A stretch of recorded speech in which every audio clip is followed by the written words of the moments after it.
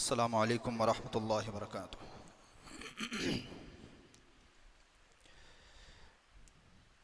अल्हम्दुलिल्लाह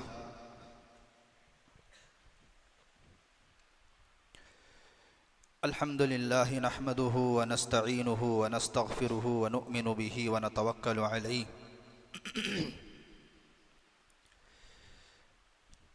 व नऊज़ु बिल्लाहि मिन शुरूरि अनफुसिना व मिन सय्यिआति अअमालिना। मन यहदिहिल्लाहु फला मुज़िल्ल लहु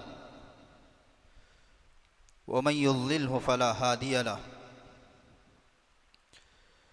व नशहदु अन ला इलाहा इल्लल्लाहु वहदहु ला शरीक लहु व नशहदु अन्न सय्यिदना व सनदना व मौलाना मुहम्मदन अब्दुहु व रसूलुहु व सल्लल्लाहु तबारक व तआला अलैहि व सल्लम तस्लीमन कसीरन कसीरा। अम्मा बाद फ़अऊज़ु बिल्लाहि मिनश शैतानिर रजीम। बिस्मिल्लाहिर रहमानिर रहीम। वत्तक़ू फ़ितनतन ला तुसीबन्नल्लज़ीना ज़लमू मिनकुम ख़ास्सा वअलमू अन्नल्लाह शदीदुल इक़ाब। सदक़ल्लाहुल अज़ीम। हर किस्म की तमाम तारीफ़ें सज़ावार हों उस खालिक़े कायनात पर जो तमाम जहानों का पालनहार है। दुरूद व सलाम हो ज़ात क़ुदसी वश्शियम साहिबुल जूद वल करम ताजदार हरम नबी अकरम सल्लल्लाहु अलैहि वसल्लम पर और आपकी आल और औलाद पर, तमाम सहाबा पर, ताबईन पर, तबे ताबईन पर, मुत्तबईन पर, तमाम औलिया अल्लाह पर इसी तरीक़े से यह सिलसिला चलता रहे क़ियामत तक के आने वाले तमाम मुसलमानों पर।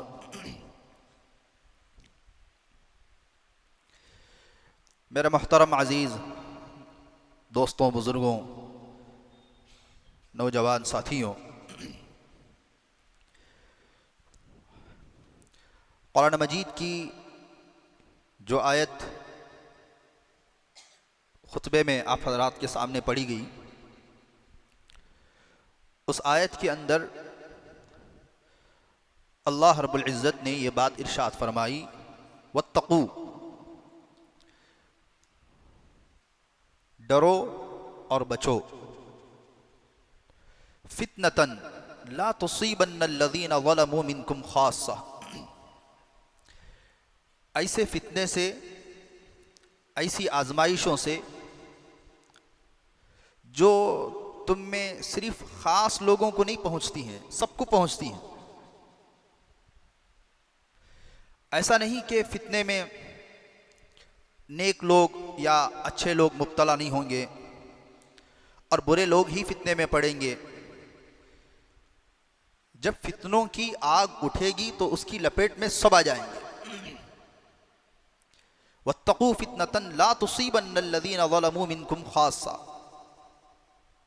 हर एक उन फितनों में मुब्तला हो जाएगा।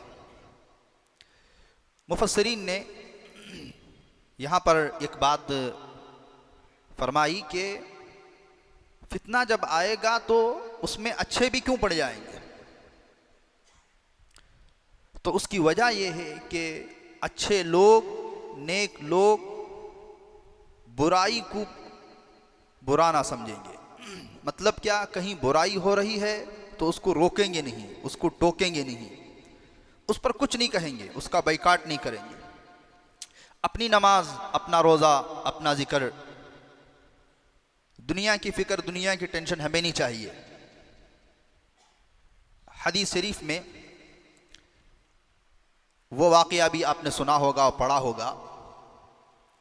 एक बस्ती जो अल्लाह के नाफरमान बंदों से भरी हुई थी, फरिश्ते को अल्लाह ने भेजा कि उस बस्ती को उठा करके उलट दिया जाए। हज़रत जिब्राईल ने फरमाया अलैहिस्सलातु वस्सलाम, ए अल्लाह, उस बस्ती के किनारे पर एक जाहिद एक आबिद, एक इबादत गुजार है जिसने पलक झपकने के बराबर भी आपकी नाफरमानी नहीं की है, क्या उसको अलग किया जाए? अल्लाह रब्बुल इज़्ज़त ने फरमाया नहीं, उसके साथ बस्ती को उलट दिया जाए। उसकी वजह यह है कि इसने पूरी जिंदगी सिर्फ अपना ख्याल किया। कहीं अगर बुराई हो रही है तो उसको बुरा ना समझा, वहां पर जो है नाराजगी का इजहार नहीं किया। चुनांचे आज भी कितने लोग ऐसे हैं जो खुद तो नेक हैं, लेकिन कहीं बुराई होती है तो वहां अपनी नाराजगी का इजहार नहीं करते हैं। नाराजगी का इजहार करना चाहिए। ख़ास तौर पर शादी ब्याह के मौके पर अगर डीजे बज रहा है और गाने हो रहे हैं, बेहयाई और फहाशी और उरियानियत हो रही है, तो ऐसी शादी में हाजिरी नहीं डालना चाहिए। जाकर के उसे इजहार नाराज़गी करें कि भाई हम मुसलमान हैं, ये हमारा शेवा नहीं है, चूंकि तूने शादी में इन चीज़ों को रखा है तो हम इससे बेजार हैं। याद रखिए, इस तरह की नाराज़गी का इजहार शरीयत इसको चाहती है। इस तरीके से अगर लोग ऐसी शादियों का बायकाट करना शुरू कर दें तो लोग खुद ब खुद सुधर जाएंगे। एक ज़माना वो था केरल के इलाक़ों में और हमारे बाज़ मद्रास के इलाक़ों में, तमिलनाडु के इलाक़ों में बाकायदा शहरी एक कानून होता था। एक तो गवर्नमेंट का कानून है, वो नहीं, मुसलमानों का बिरादरी का एक कानून होता था कि बिरादरी में अगर कोई किसी नामहरम औरत को देखेगा, उसको छेड़ेगा, उसके साथ गलत ताल्लुकात रखेगा, तो पूरी सोसाइटी उसका बायकाट करेगी, उसको बाहर कर देगी। उसे शहर में रहने का कोई हक नहीं है और उससे कोई मुलाकात नहीं कर सकता है, और चोरी करेगा तो ये। और अगर शादी किसी ने ऐसी की जो शरीयत के ख़िलाफ़ है तो फिर आगे उसकी शादी में कोई नहीं जाएंगे।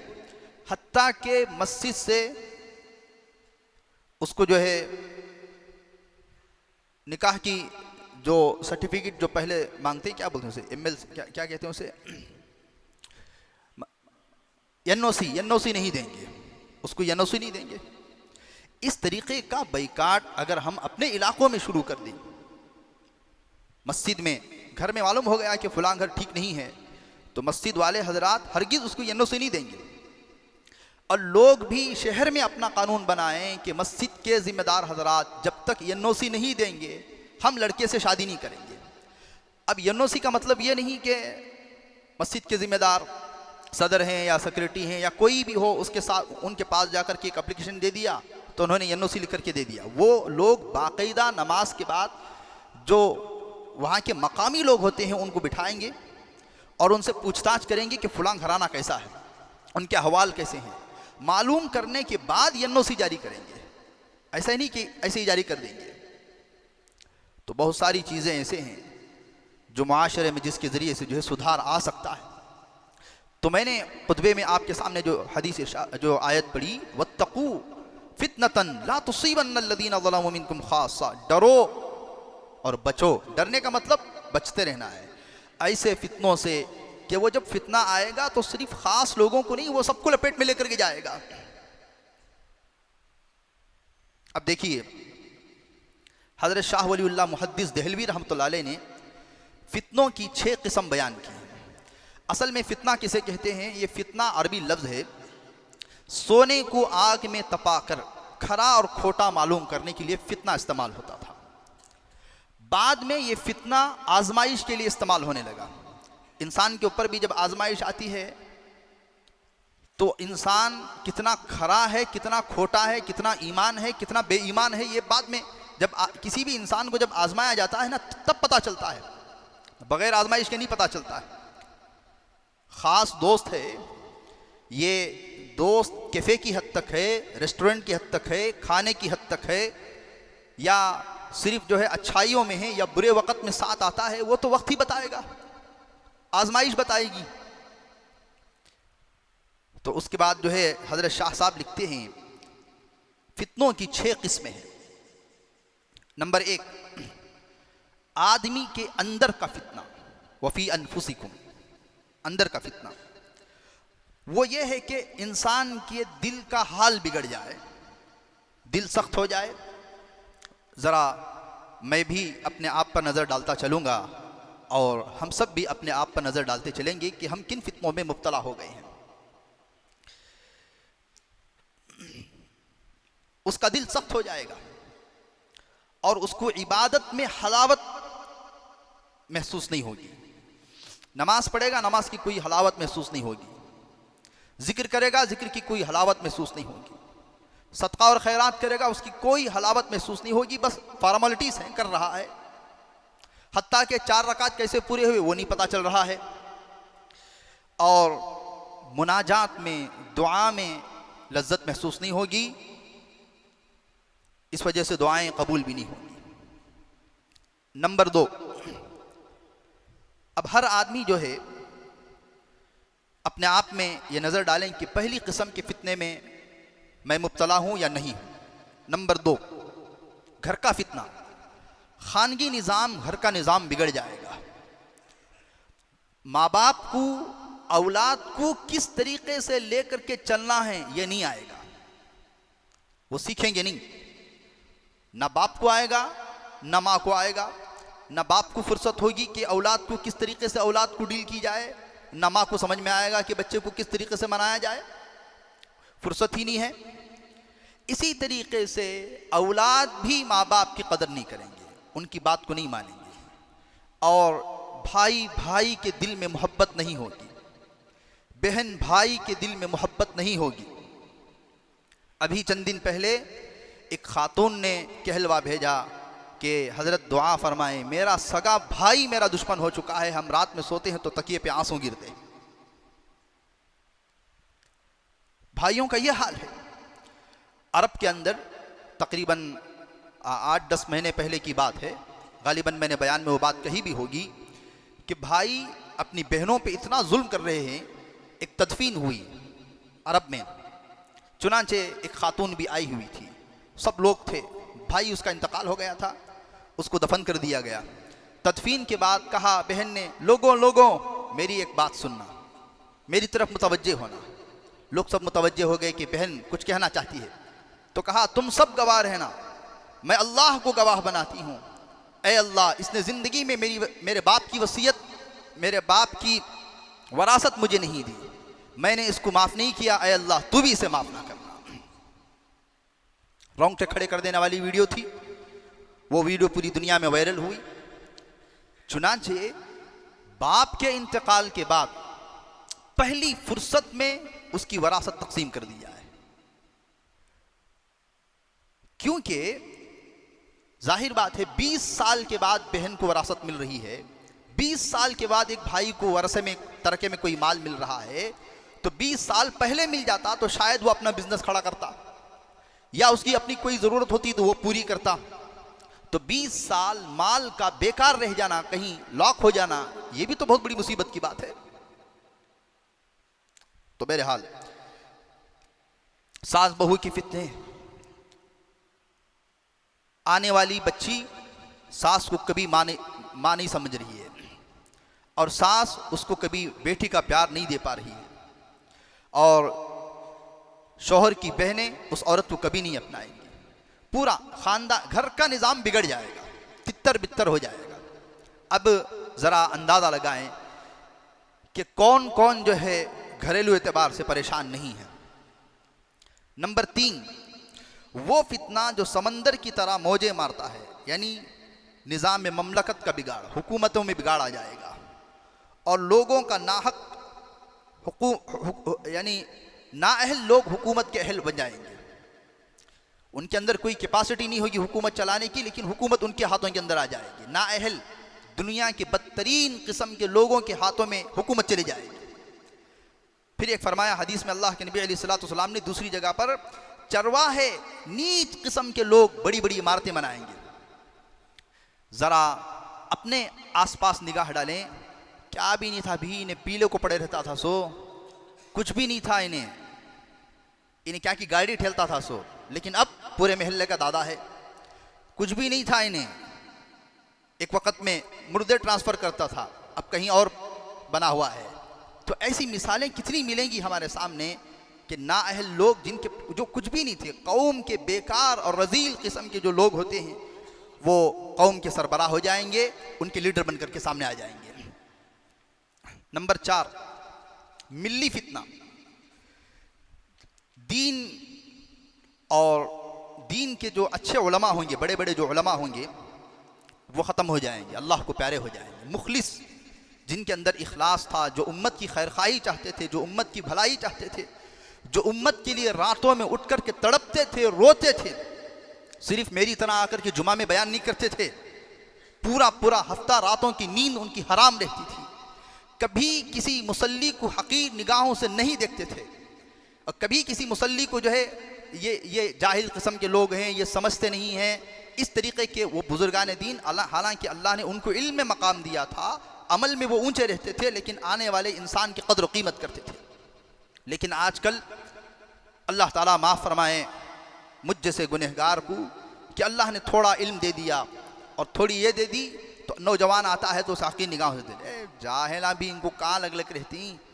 खबरदार, मैंने इससे पहले भी ये बात कही, अगर किसी आलिम के दिल में अपने सामने बैठे हजरात, मुसल्ली, उसके चाहने वाले आम लोगों के दिल में ज़र्रा बराबर भी ये आया कि ये जाहिल है, मैं आलिम हूँ, खुदा की इज़्ज़त व जलाल की कसम वो आलिम कहलाने का लायक नहीं है, उसके इल्म ने उसे फ़ायदा नहीं दिया है, फिर वो लोगों को उससे क्या फ़ायदा होगा?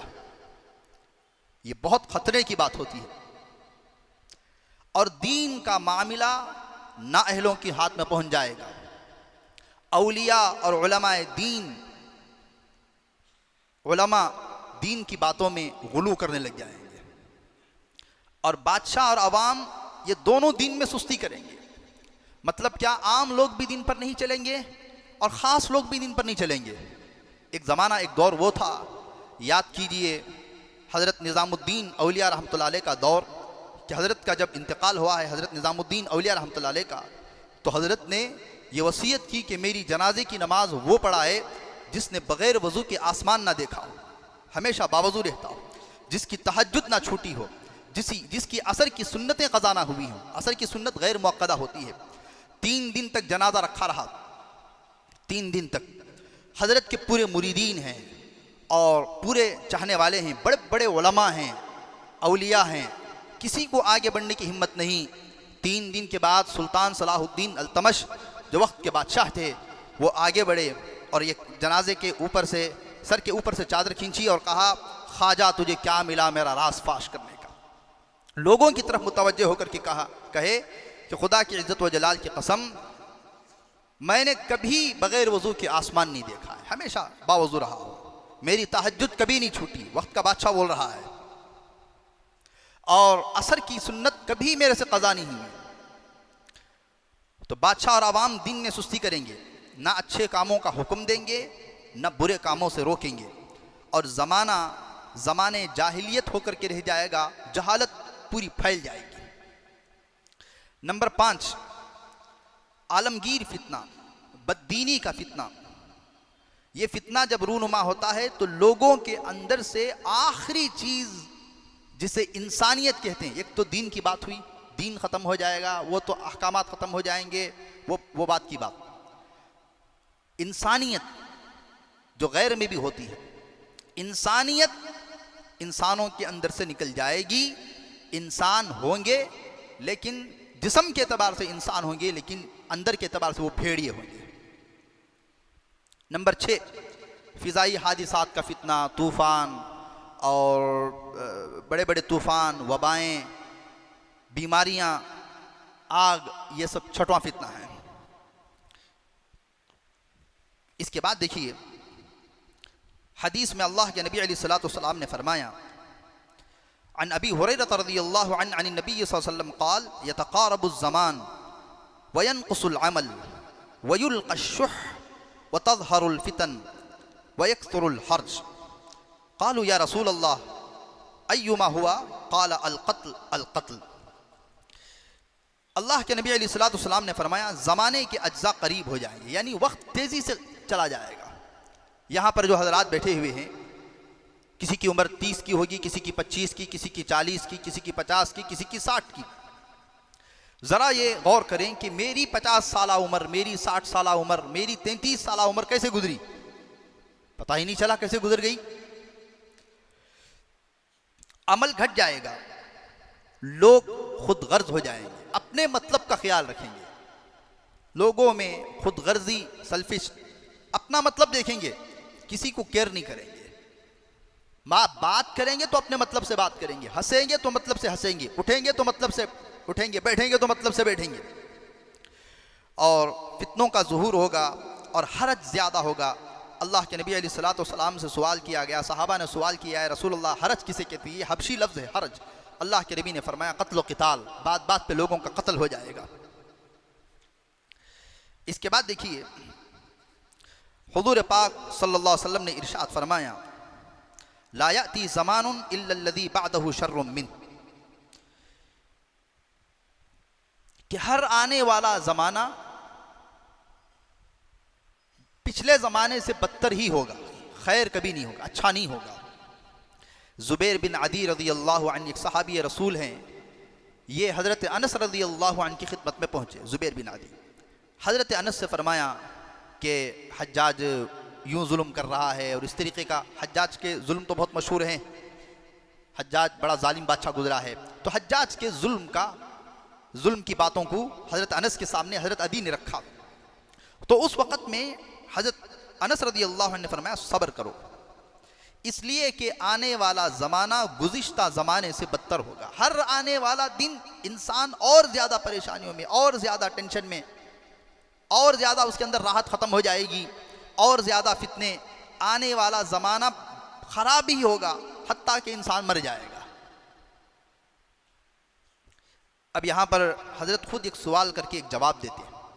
हज़रत सवाल करते हैं कि हज्जाज के बाद का फ़ौरन ज़माना हज़रत उमर बिन अब्दुल अज़ीज़ का था, और उमर बिन अब्दुल अज़ीज़ का दौर तो आप जानते हैं बड़े इंसाफ का दौर, 2 या 2.5 साल आपने खिलाफत फरमाई, लेकिन पूरी दुनिया में अमन, अमान, चैन, सुकून ये दौर दौरा था। और इसके बाद भी जो है दरमियान में ऐसे थोड़े खैर के ज़माने आए, फिर आखिर में भी हज़रत ईसा अलैहिस्सलाम आएंगे तो खैर का ज़माना होगा। तो ये कैसे होगा कि हर आने वाला ज़माना पिछले ज़माने से बदतर होगा? एक सवाल। हज़रत कहते हैं कि ये वक्ती चीज़ होगी, खैर होगा तो वक्ती होगा, लेकिन अक्सरियत शर से भरी हुई होगी।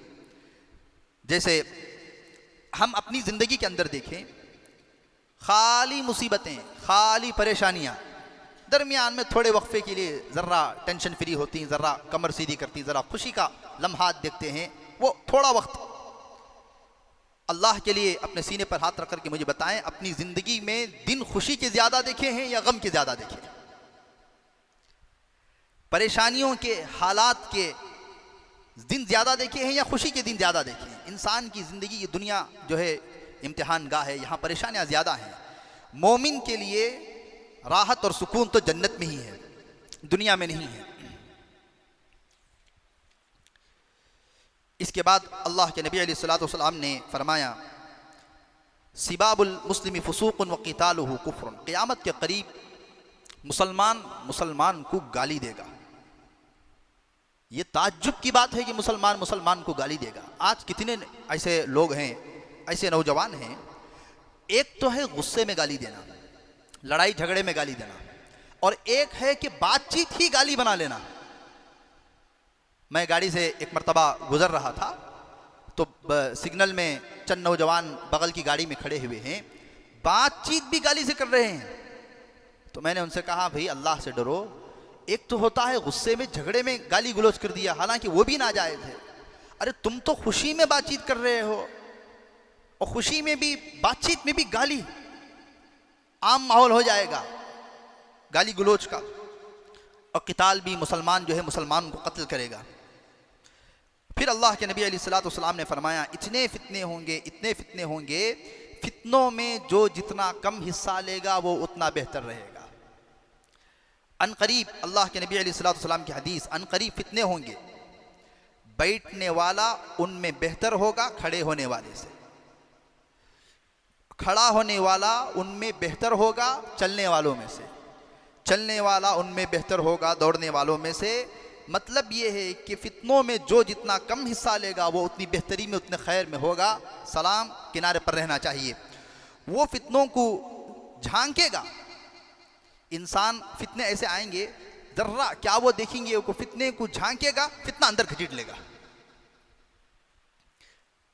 अब मैं इसकी कई मिसालें देख सकता हूं। आखिर ये इसमें क्या, इसमें यूट्यूब में गलत रहेगा, ज़रा देखेंगे, झांकने, उन्हें खाली रिसर्च करने गया, उन्हें अंदर फैलता चला गया, अंदर फंसता चला गया। ऐसी बहुत सारी बातें हैं। ज़रा देखेंगे वहाँ क्या उरियानियत है, क्या फहाशियत है। देखते ही फिर फितना को झांकेगा, फितना उसको अपने अंदर ले लेगा। खबरदार झांकना भी नहीं, इसका मतलब ये है। झांकना भी, ऐसी जगह से बहुत दूर रहना है। ज़रा जाकर के देखेंगे माहौल कैसा है, वो क्या उतना ख़राब माहौल है सोसा। हमें ज़रा इबरत की खातिर जाएंगे, हरगिज़ नहीं। जो जाएंगे वो घसीट लेगा, अपने अंदर में घसीट लेगा। फिर फरमाया एक वक़्त ऐसा आएगा कि फितना ज़माने में जंगल की आग की तरह फैल जाएगा। ये जंगल की आग मिसाल मशहूर है। जंगलात एक ज़माने में एक सख्त धूप की वजह से सूख जाते थे। पहाड़ों पर भी कभी कभी दरख्त वगैरह सूख जाते हैं। उसमें ज़रा सी आग लगाई, एकदम पूरे पहाड़ पे आग फैल गई, एकदम पूरे जंगल पे आग लग गई। फिर बुझाना उसको मुश्किल होता है, क्योंकि लकड़ियाँ जो है धूप की वजह से सूख चुकी होती हैं। तो ये मिसाल थी जंगल की आग की तरह फैल जाना। फिर तो फितने जंगल की आग की तरह फैलेंगे। हज़रात सहाबा किराम रिज़वानुल्लाहि अलैहिम अजमईन अल्लाह के नबी अलैहिस्सलातु वस्सलाम की बातों को बताए हुए जो फितने आपने आगाह फरमाए, इतना डरते थे, इतना डरते थे। एक सहाबी हैं हज़रत सलमा बिन अल अक्वा रज़ियल्लाहु अन्हु। हज़रत उस्मान रज़ियल्लाहु अन्हु को जब बलवाइयों ने जब शहीद किया था, हज़रत उस्मान रज़ियल्लाहु अन्हु को, हज़रत सलमा बिन अक्वा जो है ये फ़ौरन मदीने से बाहर एक क़रिये में, रुबज़ा नामी मकाम है, वहाँ पर चले गए थे क़रिये में। और उन्होंने फरमाया कि मुझे वो हदीस याद आ गई अल्लाह के नबी अलैहिस्सलातु वस्सलाम की कि ज़माने में फितने जो है जंगल की आग की तरह फैलेंगे। उस वक़्त में तुम देहातों में रहना, क़रियों में, जंगलात में चले जाना, दूर दराज में चले जाना। तो वो पूरी ज़िंदगी जो है वो वहीं शादी भी हुए, वहीं बच्चे भी हुए, हत्ता कि आखिरी ज़माने में उन्होंने जो है मदीने की तरफ रुख किया है। एक और हदीस में अल्लाह के नबी अलैहिस्सलातु वस्सलाम ने इरशाद फरमाया, फितने समंदर की तरह ठाटे मारेंगे। और देखिए बड़ी अच्छी बात है, क़ुर्ब क़ियामत में झगड़े ज़्यादा हो जाएंगे, बात बात पर इंसान झगड़ेगा। और एक मिसाल देते हैं कि झगड़ा लड़ाई झगड़ा एक ऐसी चीज़ है, देखिए बहुत प्यारी मिसाल है, हज़रत ने यहाँ पर लिखी है। लड़ाई झगड़ा एक ऐसी चीज़ है जो खूबसूरत दुल्हन की तरह है, यानी देखने में। इस वजह से इंसान को लड़ाई झगड़ा टालते रहना चाहिए। हमेशा आगे बढ़ को क्या रहे, आ देखेंगे क्या, यानी बहुत ज़्यादा आगे बढ़ चढ़ के कुछ हो भी रहा है तो थोड़ा इग्नोर करके, थोड़ा सब्र करके। हमेशा जंग, फितने, ये झगड़े नई दुल्हन की तरह लगते हैं।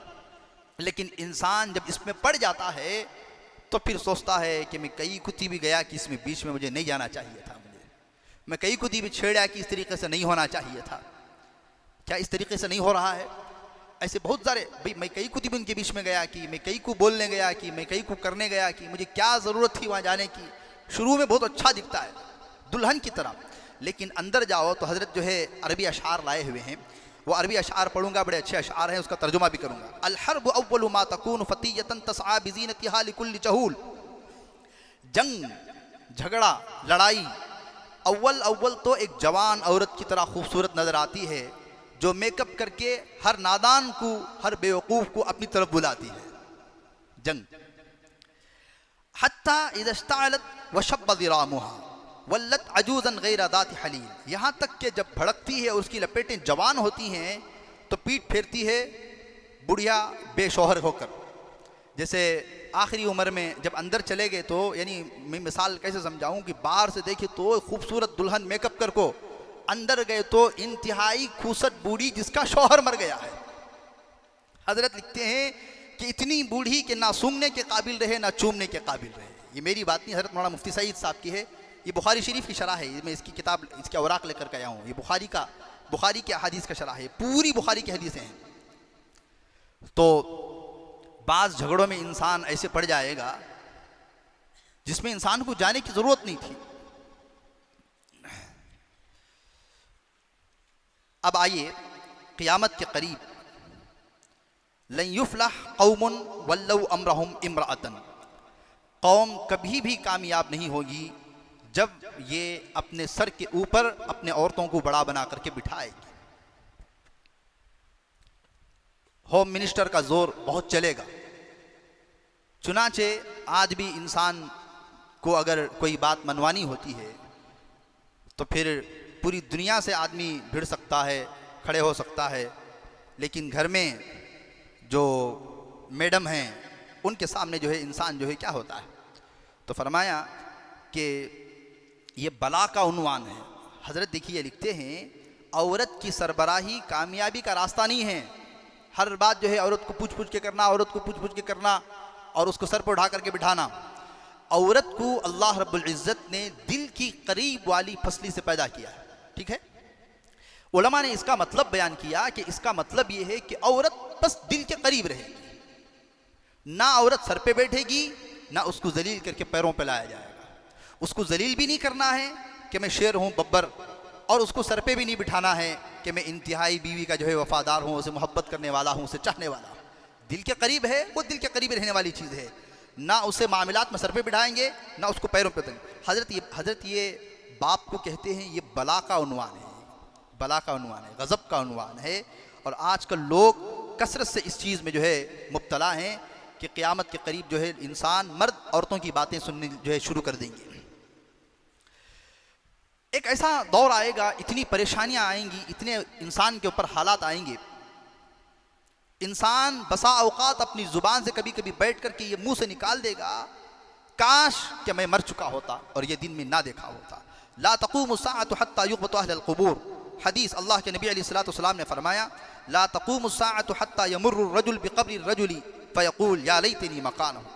लोग ऐसे वक्त आ जाएंगे जब कब्रिस्तान जाएगा, बाप की कब्रों पर, दादा की कब्र पर या रिश्तेदारों की कब्रों पर कब्रिस्तान जाएगा, तो इंसान ये कहेगा कि काश कि हम तुम्हारी जगह होते और हम दुनिया से जा चुके होते, ये मुसीबतें हम ना देखे होते। ये पूरे क़यामत के करीब की अलामात अल्लाह के नबी अलैहिस्सलातु वस्सलाम ने जो है बयान फरमाई हैं। और क़ुर्ब क़यामत में लोग माल के पुजारी बन जाएंगे, सुबह से शाम तक माल माल माल, पैसा पैसा पैसा, किधर से भी आन दे, फिर कहाँ से भी बयान दे। ये इस तरीके के रूनुमा फितने हो जाएंगे। तो इन फितनों को बयान करने का मकसद ये है कि इंसान जो है अल्लाह रब्बुल इज़्ज़त से इन फितनों से पनाह मांगे। हदीस में हुज़ूर पाक सल्लल्लाहु अलैहि वसल्लम से ये बात साबित है कि नमाज के अंदर दुआए मासूरा में जो आखिर में जो दुआएं मांगी जाती हैं, वो सिर्फ कुरान और हदीस के अंदर जो दुआ आई है वही मांग सकते हैं, बाहर की दुआ नहीं मांग सकते हैं। जब तहियात ख़त्म करके जब दरूद शरीफ ख़त्म करते हैं, आखिरी में जो दुआए मासूरा पढ़ते हैं, कोई अल्लाहुम्मा अग़फ़िरली पढ़ते हैं, कोई अल्लाहुम्मा इन्नी ज़लमतु नफ़्सी पढ़ते हैं, कोई अल्लाहुम्मा अक़फ़िनी बिहलालिक अन हरामिक पढ़ते हैं। तो ये जो आखिरी की जो दुआ है ना, दुआए मासूरा जिसे कहते हैं, इसमें दुआ जो कुरान में हो वही पढ़ना चाहिए, नहीं तो कम से कम जो हदीस में वो पढ़ना चाहिए, अपनी तरफ से नहीं। ए अल्लाह मेरा धंधा नहीं चल रहा, या अरबी में भी दुकान मेरी अच्छी चल जाए, अपनी दुआ नहीं मांग सकते। तो दुआए मासूरा में हुज़ूर पाक सल्लल्लाहु अलैहि वसल्लम से क़यामत यानी इन फितनों से पनाह मांगने की और दज्जाल के दजल से इन फितनों से पनाह मांगने की बातें आई, तो पनाह मांगते रहना चाहिए। तो बहरहाल पूरी दुनिया में जानबूझ कर के इन फितनों को फैलाया भी जा रहा है ताकि जो है क़यामत का ज़माना करीब आए और दज्जाल आए और हज़रत ईसा आए।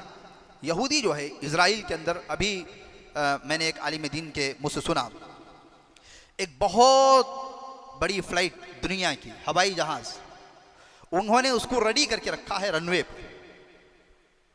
उनका मानना है कि जब हज़रत ईसा आएंगे उनके दज्जाल को मारने के लिए, यहूदी दज्जाल भी तो यहूदियों में से होगा ना, वो भी यहूदी होगा, 70,000 यहूदी उसके साथ में होंगे। तो हज़रत ईसा अलैहिस्सलाम को अल्लाह रब्बुल इज़्ज़त बड़ी अजीब ताकत देगा। हज़रत ईसा की जो सांस निकलेगी वो सांस से कुफर काफिर मरते चले जाएंगे, सिर्फ सांस से, सांस लेती ना, वो सांस से जिसे जिसे सांस लगेगी, जिसे जिसे हवा लगेगी, वो मरते चले जाएंगे। तो अब उन्होंने क्या किया, देखिए कमबख्त आधी बात को मानते हैं, आधी बात को नहीं मानते हैं। आधी बात पे तो वो यकीन रखते हैं कि हमारा जो दज्जाल होगा और जो हमारा जो लीडर होगा वो हज़रत ईसा आएंगे उसको मारने के लिए। भाई जब इतनी बात किताबों में है तो मारेंगे तो मरेगा भी तो ज़रूर ना।